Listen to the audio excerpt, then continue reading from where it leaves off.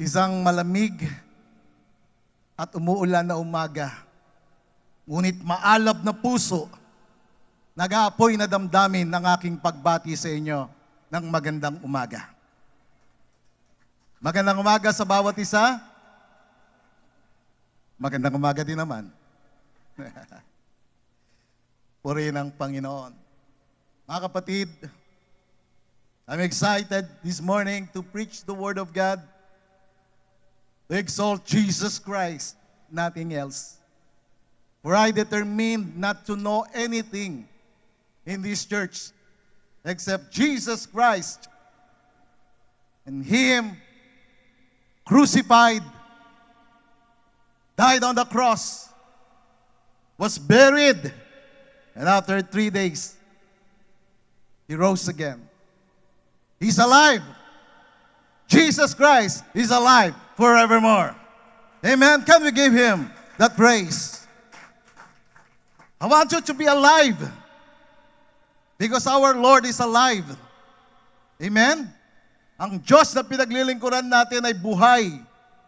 The greatest gift that God the Father has given to the world is the gift of salvation through the Lord Jesus Christ. Pinakadakilang regalo ng ating Diyos Ama sa mundo, sa lahat ng tao, ay ang regalo ng kaligtasan sa pamagitan ni Jesucristo.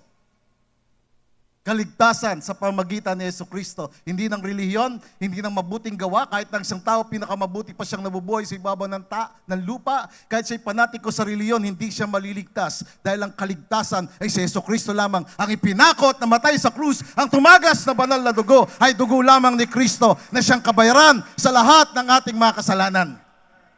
Kalayaan sa gawa ng kaaway. Kaliwanagan mula sa kadiliman. And the greatest gift of God the Father to the church, to the believers, is the gift of the presence and the power and the fire of the Holy Spirit. Can we give Him that praise? The gift of the presence and the power of the Holy Spirit. And as believers, this morning, you need the power. You need the presence and the fire of the Holy Spirit upon your life. It is one thing to have the Holy Spirit, that the Holy Spirit is within us, He is with us, but the Holy Spirit has come to give you power upon us, to empower us. That is why the greatest promise of the Father, which the Lord Jesus Christ gave to His disciples before His ascension and for us today, was the promise of the baptism of the Holy Spirit. Pangako ng Diyos Ama, ang kapuspusan, ang bautismo ng banal na Espiritu. Merong iba na nabautismohan na ng banal na Espiritu, merong iba na hindi pa. That's why you need the power, the baptism of the Holy Spirit. Iba yung baptism sa water, but mas matindi, mas effective yung baptism ng Holy Spirit, ng kanyang apoy sa ating buhay. Ang mga alagad, sumampalataya sa Panginoong Jesucristo, sumunod sa Panginoong Jesucristo, nakita nila mga tanda, himala at kababalaghan ng ating Panginoong Jesucristo. Tinanggap nila yung salvation mula sa Panginoong Jesucristo. Ngunit ang Panginoong Jesucristo ay nagsabi sa kanila na wag muna silang magsisimula sa kanilang ministry o sila ay pupunta sa mission field o mangaral ng salita ng Diyos until they received the power of the Holy Spirit. Bakit po, mga kapatid? Why? Because Christianity and discipleship or following Jesus Christ was never intended to live merely by human strength and human ability. Ang paglilingkod sa Panginoon, hindi sa pamagitan ng ating sariling lakas, ng ating sariling kapangyarihan o abilidad, it's not by might nor by power, but by my Spirit, says the Lord. Amen? Sa pamagitan ng Espiritu ng Diyos. Kaya dinisenyo ng Diyos ang Christianity na hanggang ngayon ay nagtatagumpay at patuloy na nagtatagumpay. Dahil ito po ay dinisenyo ng Panginoon sa kapangyarihan ng Banal na Espiritu, ng presensya ng Banal na Espiritu. And so today, I will preach this subject about the baptism of the Holy Spirit. It's about receiving the promise, the power, the presence of God in our lives. This is the promise of the Father. And we need to believe the promise. Christianity, discipleship, following Jesus, is about believing and receiving. Believing and receiving. When you believe, you will receive. Amen?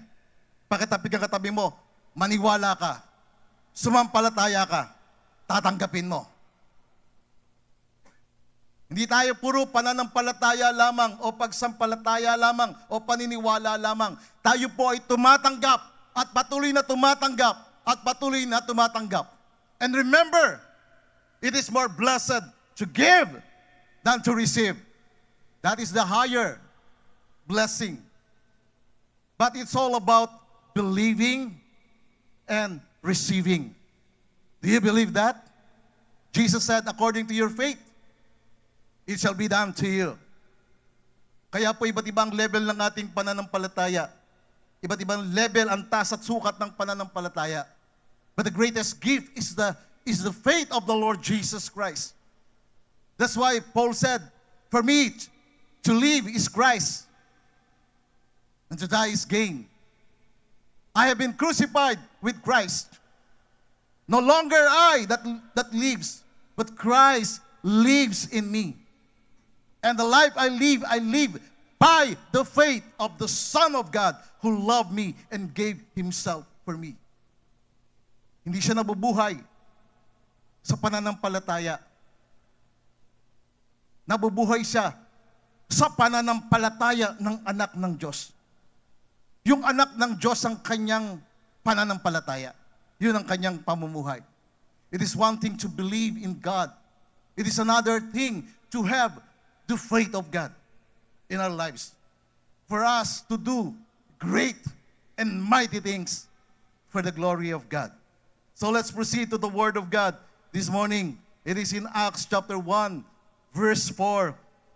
It says, being assembled together with them, the Lord Jesus commanded them not to depart from Jerusalem, but to wait for the promise. Look at that definite article. The promise. It is the greatest promise.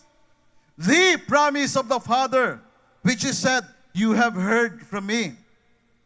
Verse 5, the Lord Jesus said, for John truly baptized with water, but you shall be baptized with the Holy Spirit not many days from now. Therefore, when they had come together, the disciple asked the Lord Jesus, saying, Lord, will you at this time restore the kingdom to Israel? And the Lord Jesus said to them, it is not for you to know times or seasons which the Father has put in His own authority. But the Lord Jesus said in verse 8, but you shall receive power when the Holy Spirit has come upon you, and you shall be witnesses to me in Jerusalem, in all Judea, in Samaria, and to the end of the earth. Can we give Him that praise? Hallelujah. Not just Jerusalem, your family, but in all Judea, all your relatives, not just in all Judea, but also in Samaria. Samaria, meaning to include those who are excluded. To turn hate from love to those who hurt you. We need to reach out for them. And even to the end of the earth, to the uttermost part, hanggang sa dulo ng ating daigdig. Ihayag, ipangaral ang mabuting balita ng pagliligtas ng ating Panginoong Jesucristo. Now here we see in Acts 1 verse 4, it says, wait for the promise of the Father. Wait for the greatest promise. He said to his disciples, the greatest promise of the Father to the believers. It says in verse 4, and being assembled together with them, the Lord Jesus commanded them. Sinabihan sila ng Panginoong Jesucristo, huwag silang umalis sa Jerusalem hanggat hindi nila natatanggap yung pangako ng Ama. Do not preach. Do not go to the mission field. Do not serve God until you receive the promise of the Father.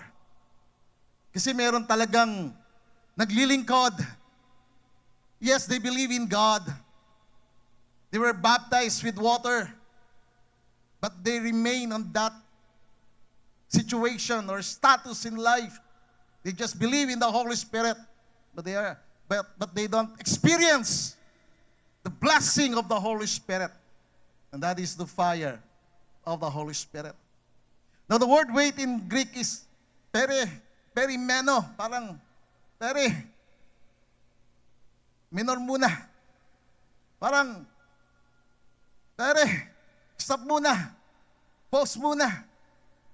Tigil ka muna sa ginagawa mo. Kasi magiging powerless ka.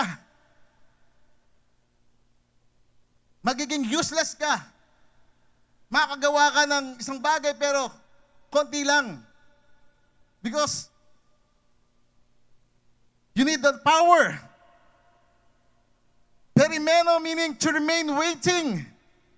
To stay in expectation and to persevere until someone arrives.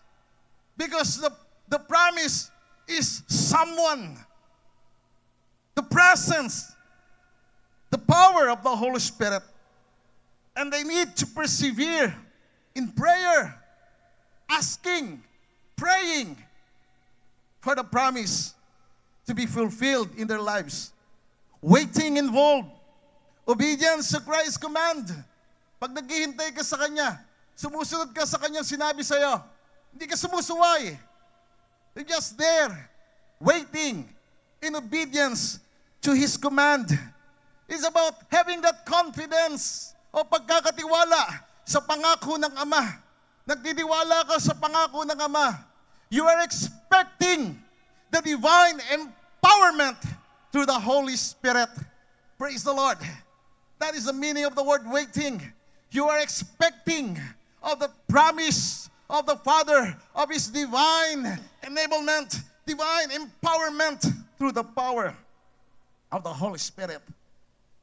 And they wait, 120 of them, waiting for that enablement, for that empowerment of God. 120. Waiting, praying. But actually, di ba, sabi ko sa inyo in 1 Corinthians 15 verse 6, 500 sila na pinagpakitaan ng Panginoong Jesucristo. Where were the others? Nasaan sila? Nasaan yung 380? Nagbakasyon, namasyal. Hindi nakapagtiis sa paghihintay. May bisita raw sila, may okasyon, araw ng Pentecostes. And so umalis sila. Natira yung 120. Mga kabataan, mga nanay, ang ibang mga tatay. They were in the upper room, like us, on the second floor of that building, of that house, praying for 10 days, asking, for the promise to manifest in their lives. In Acts chapter 1 verse 5, it says, for John truly baptized with water. They experienced baptism with water. Baptism symbolizes burial. Paglubog ng lahat ng kasalanan. Symbolize that.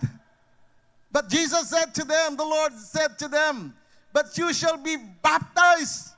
You shall be immersed with the Holy Spirit not many days from now. Now listen carefully. The Greek word for baptize is baptizo, meaning to immerse and to dip completely in the presence and the power of the Holy Spirit. It is like a cloth dip into dye. Diba kapag merong isang likido o tubig na merong kulay, diba nakakita na kayo nagpapakulay ng damit, at nilulubog niya yung damit, at yung damit na nilubog doon sa tubig na may kulay, kung ano kulay ng tubig, yun ang kulay niya. Kung ano yung nature ng kanyang pinaglubugan, yun ang nagiging nature niya. Yun ang ibig sabihin ng immersion into the presence and the power of the Holy Spirit. Kapag nalubog ka sa kapangyarihan at kapuspusan ng Banal na Espiritu, magbabago yung nature mo. Hindi ka magiging pasaway. Hindi ka magiging rebelde sa Diyos. Bakit? Kasi yung nature ng Holy Spirit, magiging nature mo. Yung kapangyarihan ng Holy Spirit mananahan sa'yo. Yung kabanalan ng Holy Spirit mananahan sa'yo. Kaya, iba yung ipinanganak si Espiritu. Iba yung nabautismuhan ng Banal na Espiritu. When the believer is immersed into the power of the Holy Spirit, he will be changed into another person, into another life. That's why in the Old Testament, lahat ng mga pinuspos ng Banal na Espiritu, naging kakaiba sila. Pag nagsalita sila, hindi sila nagsasalita na para bang nagsasalita lamang sila ng ordinaryo. Pag nagsalita sila, katulad ng ganito, sumisigaw. Bakit? Hindi niya mapigil yung sarili niya dahil yung kapangyarihan ng Banal na Espiritu ang tumutulak sa kanya upang ipahayag niya ang pagliligtas ng Diyos. Purihin ang Panginoon. Ipahayag ang kapangyarihan ng Diyos. Purihin ang Panginoon. Kaya kapag ikaw puspos ka ng Banal na Espiritu, something will happen inside of you. You will be on fire inside of you. That's why Jesus said, he who believes in me, out of his innermost being shall flow rivers of living water, rivers of fire, because the God that we serve is the God of fire. Siya Diyos na nag-aapoy, hindi siya Diyos na malamig. Kaya sabi niya kapag ikaw ay malamig o malahininga, isusuka kita. Bakit? Ang gusto niya kasi nag-aapoy, nag-aalab, sapagkat ang sabi ng banal na kasulatan, ang mga ministers, ang mga tagapaglingkod ng Panginoon, sila ay nag-aapoy, naglalagablab, na naghahayag ng mabuting balita ng kaligtasan. Nag-aapoy. This kind of life is being filled with the presence of the Holy Spirit, being empowered for witnessing, being brought into a new dimension of God's work. That's why there's another level of serving God. Another level. Not just attending, not just listening, but becoming doers of the Word of God. Obedient believers. Hindi sinasamahan ng Panginoon yung mga sitters, yung mga listeners lang. Sabi ng babae kay Lord, blessed are those who hear your words.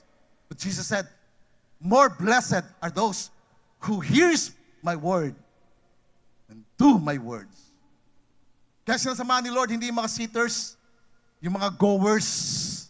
Amen? Yung mga humahayo, nagdadala ng mabuting balita, empowered for witnessing. Now here we see our Lord Jesus Christ. He is the baptizer.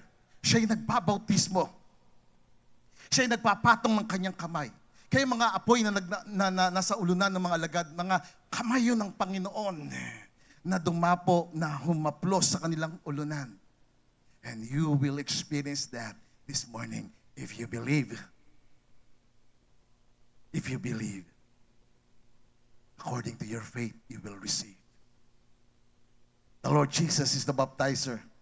John the Baptist declared in Matthew 3 verse 11, it says, I indeed baptize you with water unto repentance. But he who is coming after me is mightier. He said that word, mightier than I, whose sandals I am not worthy to carry. He will baptize you with the Holy Spirit and fire. Fire. Holy Spirit and fire. John the Baptist baptized in water. But the Lord Jesus Christ baptizes with the Holy Spirit and fire. You see, mga kapatid, the baptism of the Holy Spirit is a ministry of the Lord Jesus Christ Himself. Si Lord ang nagbabautismo. Hindi ako. Kaya mamaya pagka tayo nag-pray, just open up your spirit to the Holy Spirit and allow the Holy Spirit to move in your life. Allow the Lord Jesus Christ to touch your life, not me. Don't look at me. I'm just a spokesman. I'm just a messenger. The baptizer is the Lord Jesus Christ. You must look to Jesus. You must believe that the Lord Jesus Christ is the baptizer. The Holy Spirit is not an optional blessing, mga kapatid. The Holy Spirit is the promise of the Father to the believers. The Holy Spirit is the prayer of the Lord Jesus Christ to be received by every believer. At sinabi ito sa John 14 verse 16. The Lord Jesus said, and I will pray. Jesus said, this is my prayer, not your prayer. Jesus said, I will pray the Father. And He will give you another helper. Talks about the Holy Spirit, the helper, the comforter, the same essence, co-equal with Jesus Christ. He will glorify Jesus Christ. Why? Because Jesus said in John 16, verse 14, He will take of what is mine and declare it to you. He is the Holy Spirit that will glorify Him. He will abide with you forever. He is the Spirit of truth that will guide you in all the truth. That's why you will not be deceived. You will not be scammed. Di ka mabubudol. Because you have the discernment. The Holy Spirit will lead you, will guide you, will direct you into all the truth. He is the Spirit of truth whom the world cannot receive. Because the world neither sees Him nor knows Him. But you know Him. You know Him. Kilala mo siya. Kilala mo ang Holy Spirit. Mararamdaman mo siya. Because He is the same essence with the Lord Jesus Christ. He dwells with you and will be in you. That is the prayer of the Lord Jesus Christ. Kaya lang, maraming mga Kristiyano, maraming mga believers sa mundo natin, nagstay na lang sila rito. Yes, we believe in this, that the Holy Spirit will abide with you forever. He is with you and in you. He is our Emmanuel. God is with you. He is in you. Kaya maraming tao nagtatanong, maraming Kristiyano nagtatanong ng ganito. Did I receive the Holy Spirit when I was saved? Tinanggap ko ba ang Banal Espiritu nung ako'y naligtas? Nung ikaw ay pinanalangin na tinanggap mo si Jesucristo bilang tagapagligtas at Panginoon ng iyong buhay, tinanggap mo ang Holy Spirit. Siya ang Espiritu ni Kristo na siya ay nagbibigay ng new nature ng pagbabago sa iyo. The answer is yes. You have the Holy Spirit. He is with you and in you because you received the Lord Jesus Christ. The Holy Spirit within us in salvation, meaning the Holy Spirit regenerates us. Siya ang nagbabago ng ating buhay. Kaya kapag ang Holy Spirit nasa iyo, babaguhin niya ang buhay mo. At kapag hindi nagbago ang buhay mo, pasaway ka, hindi magandang ang pakita mo, ang patotoo mo, it is because you're not obeying the Holy Spirit in your life. The nature of the Holy Spirit is to regenerate, to change you, to shape you into the image of Jesus Christ. The Holy Spirit gives us new birth. He who is born in the Spirit is Spirit. He who is born in the flesh is flesh. Kaya kung ipinanganak ka sa Espiritu, ipinanganak ka, na born again kay pinanganak ka sa Espiritu, siya ang nagbigay sa iyo ng bagong kapanganakan, ng bagong Espiritu. Bakit? Kasi patay ang Espiritu natin sa kasalanan. Kaya kahit ang sa tao nagsisimba, nagdarasal, patay siya sa Diyos dahil sa kasalanan. But because narinig niya ang salita ng Diyos, ang salita ni Kristo nagbigay ng buhay sa kanya, at tinanggap niya si Yesu Kristo bilang tagapagligtas at Panginoon ng kanyang buhay, nagkaroon ng changes ang kanyang buhay.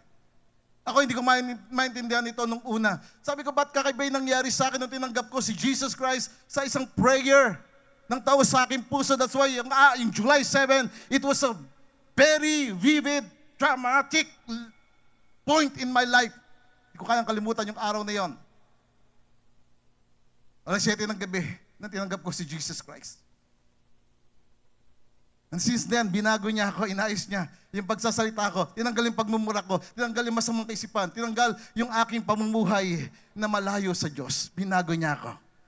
Nagkaroon ako ng bagong espiritu. The Holy Spirit dwells within us. That's why when we are born in the Spirit, we receive the breath of life, which is the Holy Spirit within us.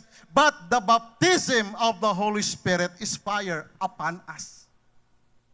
He is with us, in us, but we need Him to be upon us, to empower you, to give you power and purpose in serving God.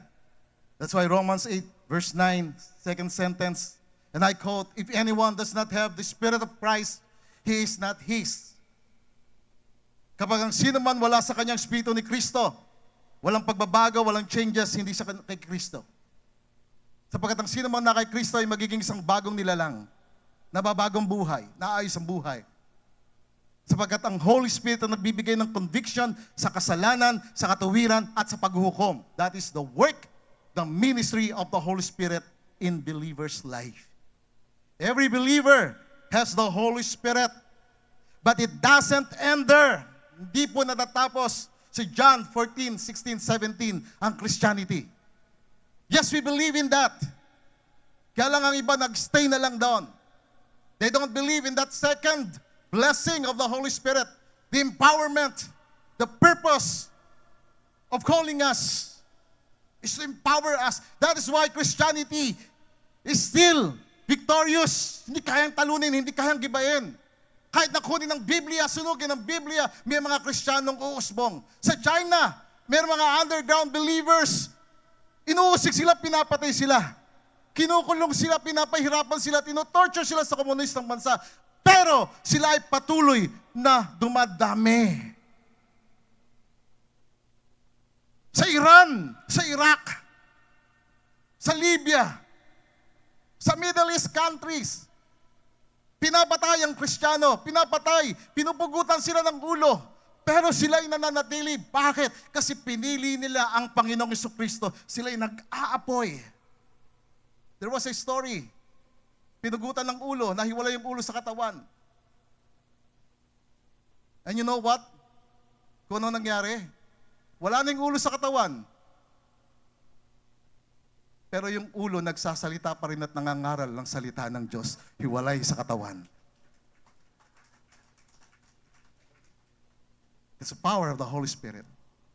At naibalik yung ulo sa Kanya. At muli siyang nangaral ng salita ng Panginoon. Pinipilit siyang patayin, ngunit hindi siya mapatay. Remember sa Bible, si John the Beloved, tinapon siya sa he was exiled in the island of Patmos. Tinapon siya sa kumukulong langis. Kala nila patay na si John the Beloved. Pero nagulat sila, may ulong lumitaw. At umalis doon sa malaking drum na yan. At gumapang at naligo. Buhay na buhay. Purihin ang Panginoon. Kaya naisulat yung Revelation ganda ng revelation. Sa revelation, kapatid, we are victorious. We are overcomers. Kaya kapag ikaw ay nakakaisip na gumibap, mag-backslide, tumalikod, shame on you. Hindi mo pinagpapahalaga ng paglilingkod sa Panginoon. 40 taon naglilingkod ako sa Panginoon. Dami kong pagsubok, daming problema, daming atake, daming tukso. Pero iningatan ako ng Panginoon. Bakit? Kasi mahal niya ako at patuloy ako nagmamahal sa Kanya. And I have the word from Him, I will never leave you nor forsake you. I will be with you until the end of the world, even to the next life. That's why I'm so grateful, forever grateful to Him for what He has done to me. Sa baptism of fire, hindi natatapos doon sa you have the Holy Spirit only. Doesn't end there. There's a second blessing of the Holy Spirit, which is the baptism of fire.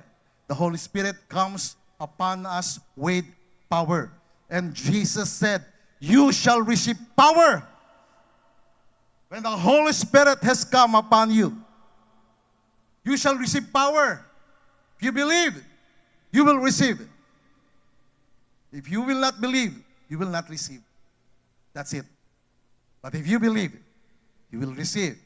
In salvation, the Holy Spirit within us produces life. That's why if the Holy Spirit is in you, you will speak life. But in baptism of fire, the Holy Spirit is upon us, produces power. Kaya may power eh. May power. Pag nag-preach ka, hindi matutulog ang tao. At kung natutulog ba ng tao, dahil ikaw ang nagpatulog, gigisingin mo rin. Kaya kung may natutulog dito, pakigising. Amen? Lahat na natutulog, magsabi ng amen. Ayun. Purihin ng Panginoon, nagising na. Nag-amen na. Hallelujah! Hallelujah! Malamig ang panahon. Kaya ako'y nag-iinit dito. Nag-aalab ako rito. Purihin ng Panginoon. Mga kapatid, ang bagyo, hindi lamang puro kidlat o kulog o hangin. Ang bagyo, may basa. Amen? Pag lumapit-lapit kayo ng kote, mababasa kayo ng laway ko. Ma-slain kayo. Purihin ng Panginoon. Pinapatawa ko lang po kayo. Kasi merong nangangaral, puro sigaw, puro hangin, puro kidlat, puro kulog. Hindi ka mababasa. Dito babasahin ka ng kapangyarihan ng Panginoon. Pakisabi sa katabi mo, sumampalataya ka lang. Tatanggapin mo! Tatanggapin mo! Tatanggapin mo! Amen! Purihin ang Panginoon. Hallelujah.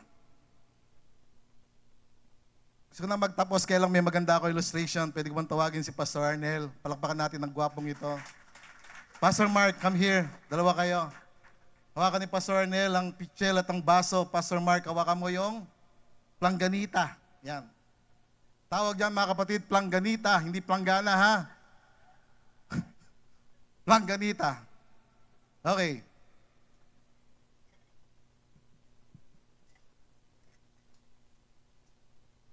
Palakpakan natin, Pastor Mark, Pastor Arnel.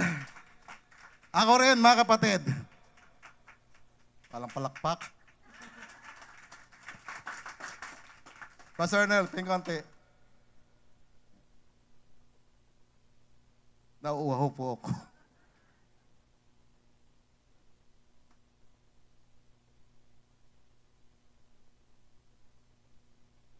Hindi naman kayo.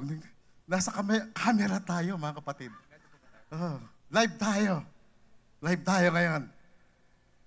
Pastor Arnel, pakibuhusan.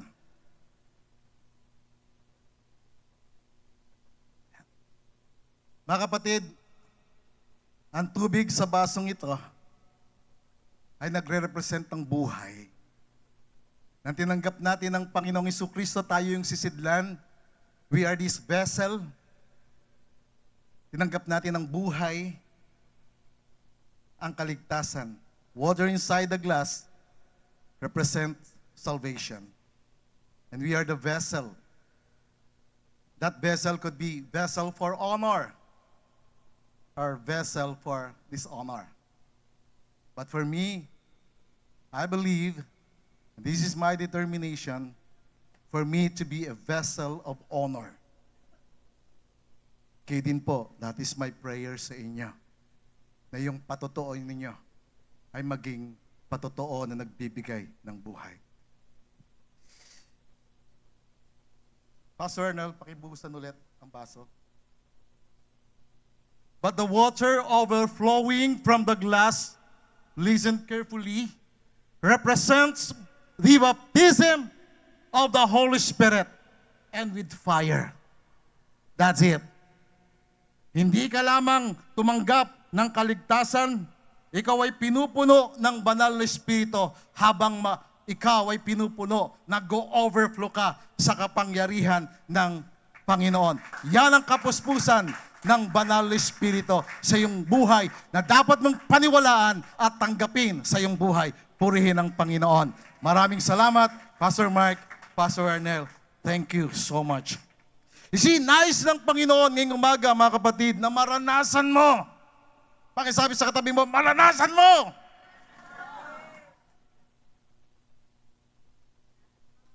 Maranasan mo ang kapangyarihan ng kapuspusan, ang apoy ng banal na Espiritu. Malamig sa labas, umuulan. Mababasa ka. Pero yung kalooban mo, nag-aapoy. At ang apoy na yan, nagpapatuyo ng basa. Nagpapatuyo ng buhay. Nagbibigay ng buhay. Amen. Ang apoy nagbibigay ng buhay, nagbibigay ng kasariwaan. Kapag ikaw ay nanlalamig at nadarang ka sa apoy, ikaw ay mag-aalab, magniningas at magpupuri sa Panginoon. Purihin ang Panginoon. Amen. Bakit natin kailangan ng bautismo? Kung ikaw ay nabautismo na ng Banal na Espiritu, you need the continuous filling of the Holy Spirit. That's why the Bible says, be filled with the Holy Spirit. That word, being filled, is a continuous action. Na araw-araw dapat puspos ka ng Banal na Espiritu. Araw-araw lumalakad ka sa Espiritu, namubuhay ka sa Espiritu. Araw-araw inapakan mo ang nasa ng laman, hindi magtatagumpay sa iyong nasa ng laman. Hindi ka magiging natural na tao. Magiging supernatural na tao ka dahil sa kapangyarihan ng Banal na Espiritu. So bakit natin kailangan ito? The Lord Jesus said, sabi ng Panginoon, kung sinabi ito ng Panginoon, dapat mangyari sa'yo. Kung sinabi ng Panginoong Isus, angkinin natin. Hindi lamang ito sinabi ng Panginoong Isus sa kanyang mga alagad. Sinabi niya ito sa lahat ng sumasampalataya. Magsabi ng Amen. Sabi mo, akin yan, Lord. Para sa akin yan, Lord. Para sa aking pamilya ang kapuspusan ng Banal na Espiritu. Para sa aking henerasyon ang kapangyarihan ng Banal na Espiritu. Ako at ang aking buong pamilya ay mapupuspos ng Banal na Espiritu. Not just serving God, but being filled and empowered by the Holy Spirit. The Lord Jesus said, you make it personal in your life. Receive it, believe it personally in your heart. You shall receive power. The word power in Greek is dunamis, meaning to have the ability to perform God's will. Para magawa mo yung kalooban ng Diyos, you need the empowerment of the Holy Spirit. Wala nakakagawa ng kalooban ng Diyos maliban na nasa kanyang Espiritu ng Diyos. Walang sino man magsasabing si Yesu Kristo ay Panginoon maliban ng Holy Spirit ay nasa kanyang buhay. Walang sino man ang mabubuhay sa katuwiran, sa kabanalan, maliban na ang Holy Spirit ang nagpapabanal. That's the empowerment, having the ability to perform God's will, nothing else. That's why I determined not to know anything except Jesus Christ. Because Jesus Christ is the perfect will of God for us. To receive the supernatural power that accomplishes Christ's purpose. Ma-receive mo yung supernatural na kapangyarihan na magbibigay sa iyo ng kapangyarihan na magawa mo yung layunin ni Kristo. Bilang nanay, magawa mo yung layunin ni Kristo. Hindi mo layunin na ikwento yung kapitbahay mo sa ibang kapitbahay mo. ang layunin, ang purpose ng iyong buhay, ikwento si Jesucristo na siya'y nagbabago ng buhay at nagbibigay ng kagalingan at pagpapala sa buhay ng tao. Si Jesucristo lang dapat marinig sa bibig mo. Kaya ako tuwang-tuwa ako kay Ate Dalia. Puro Jesus ang maririnig sa kanya. Jesucristo. Sa kabila ng mga pinagdaanan niya sa buhay. Yung asawa niya, ayaw na kay Jesucristo. Siya hindi. Ayaw mo kay Jesucristo, ako kay Jesucristo ako. Ayaw ng pamilya ko kay Jesucristo, ako kay Jesucristo ako. Because isang araw, marirealize nila na si Jesucristo lamang ang kailangan nila sa kaligtasan at buhay na walang hanggan sa pagpasok sa kaharian ng Diyos. Si Jesucristo ang kailangan mo. Siya ang susi sa langit. Hindi relihiyon. Si Jesucristo lang. Siya ang daan, ang buhay, at ang katotohanan. Wala nang iba. Hindi si Buddha, hindi si Muhammad, hindi ang sino man. Hindi ang pastor. Pastor, taga-turo lang. Kaya kayo tinuturo ko kay Jesucristo. Hindi sa akin. I'm here just the spokesman, messenger. It's about having the courage to proclaim Christ and preach the gospel with spiritual authority. When you're filled, empowered by the Holy Spirit, you will preach the gospel of the Lord Jesus Christ with spiritual authority. From this word, dunamis comes the English word dynamite. Speaks of supernatural ability. Yung salitang dinamita, di ba? Yung pasabog, di ba? Kaya nga, anong pasabog mo? Pasabog ko, si Jesucristo, nagbabago ng buhay. Si Jesucristo nagpapalaya ng kasalanan. Si Jesucristo nagpapalaya sa isang taong puspos ng demonyo, nababagong buhay. Read the gospel. Merong isang lalaki na pulutong ang demonyo sa kanya. Pero nung nakita niya si Jesucristo, lumuhod siya. Sabi ng mga demonyo, sabi sa kanya, nagsalita, panahon na ba para pahirapan mo kami? Sabi ng Panginoong Isus sa kanila, umalis kayo. Hindi kailangan sa katawan na yan. That's the power of the Lord. And if you have the power of the Lord, ang demonyo hindi makatatagal sa iyo. Amen? Hindi kaya ng diablo na makatagal sa presence mo if you have the presence of the Holy Spirit. That supernatural ability. Disciples' life is impossible apart from the divine power. Jesus said, without me, you're nothing. That's why I am forever grateful for Jesus Christ. For Jesus Christ alone. Sa Kanya lang. Pangalawa, bakit kinakailangan natin ng baptism? Ng kapangyarihan ng Banal Espiritu? For preaching and witnessing for Jesus Christ. Babae at lalaki, dapat nangangaral. Di lamang lalaki, pati babae. Sa Biblia, ang mga babae nagpo-prophesy sila. Mga babae propeta. Mga babae preacher sila. Ang babae hindi tagapakinig lamang, tagapagsalita talaga. Kaya ang Panginoong Jesucristo unang nagpakita sa mga babae. Remember that. Take that as privilege. Kasi ang babae pag nagsalita, yuko lahat. Kaya sa amin pagka nagsalita ang Speaker of the House, tiklop, maging ang pastor. Susunod. Pag sumuweldo na si pastor, entrega na. Yun ang lalaki sa bahay. Kaya kung may mga lalaki dito, nagtatrabaho kayo tapos hindi kayo nag-entrega sa asawa nyo, kausapin ang wakay ng Panginoon. Masyadong nahihirapan ng babae sa bahay. Kidding aside, ang babae talaga ginagamit ng Panginoon.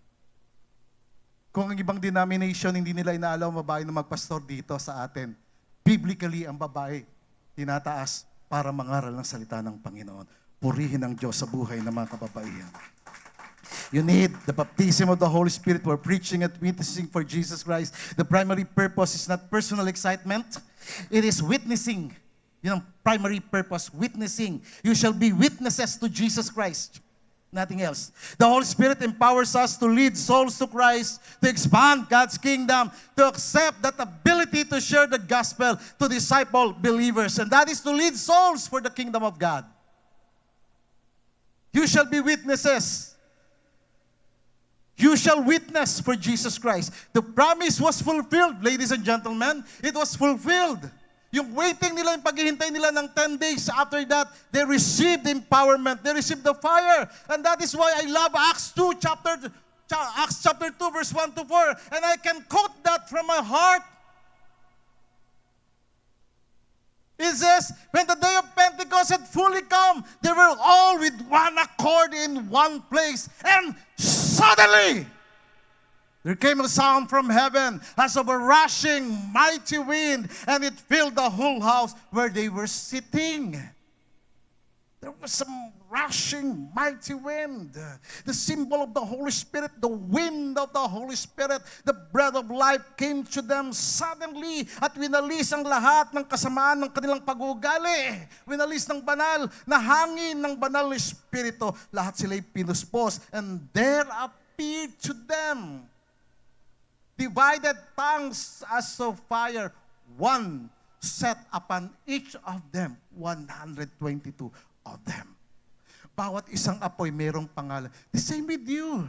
Hindi lamang sa kanila, para sa iyo rin. You must believe and receive. Amen? Believe and receive. There appeared to them and mag-a-appear sa iyo. Ang iba sa inyo pwede makakita ng vision. You will speak. You will be filled and speak with other tongues. Ang alam niyo mga kapatid, ang pagsasalita ng ibang wika, hindi sa demonyo yan. Meron akong isang kaibigan na sinabihan ako, ang pagsalita ng wika na yan ay sa demonyo yan. Wala na ngayon yan. No, nagkamali sila. Pag napuspos ka ng banal na Espiritu, pwede kang magsalita ng ibang wika. Pero kapag dinisar mo yon, pero kapag hindi mo dinisar, the Holy Spirit will come to you gently.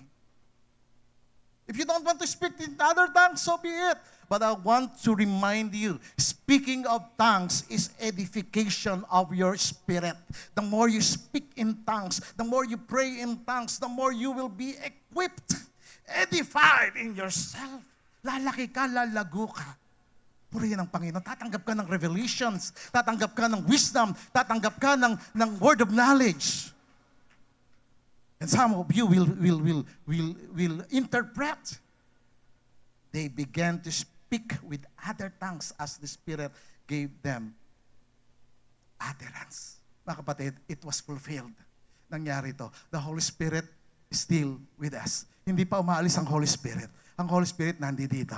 Purihin ang Panginoon. That's why every time we worship Him, I acknowledge Him. Holy Spirit, thank you for your presence. He's here.